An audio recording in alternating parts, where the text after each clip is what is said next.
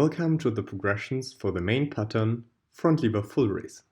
We can separate the progressions in 1. Hanging knee raise progressions like knees to chest and knees to armpit, and more advanced progressions like Frontlever full raise progressions like the tuck Frontlever full raise or the straddle Frontlever full raise.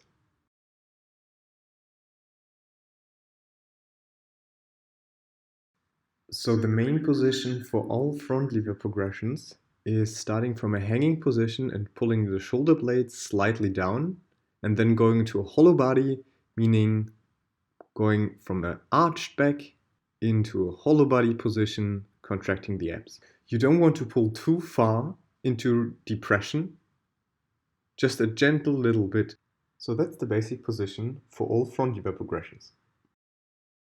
Until we can perform a full range of motion Frontlever raise, at least in the tuck position, we're starting with this regression by decreasing the range of motion, starting with a hanging knee raise. From there we try to pull the knees higher up to the chest so that the shoulders slightly close. At this point there should also be a noticeable raise in the hip height and dropping of the hip on the way down. From here on you try to bring your knees to touching your armpit or your upper arm. This is also dependent on your hip mobility, so maybe you can only touch the middle of your upper arm.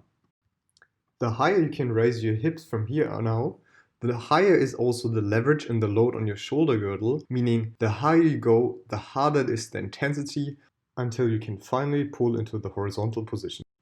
At this point you have achieved a Frontlever half raise, means you have the foundation for working on the Frontlever full raise. Please note that the full and half after the Frontlever refers to the range of motion and not the leg position, because there's also a full leg position.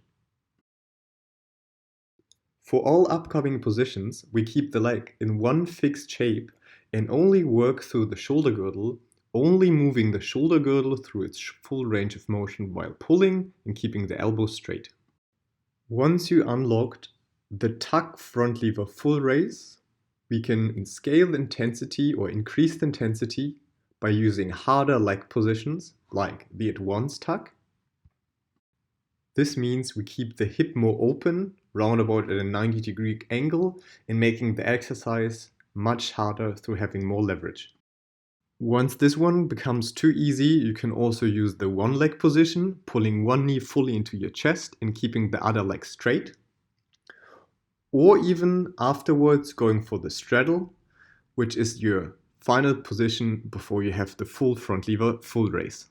Even though all of these positions may look very similar, it may take you much more than a year until you finally achieve a full Frontlever raise, or it may take even longer. This is not meant to be demotivating you, but to show you the extreme potential that lies in this exercise.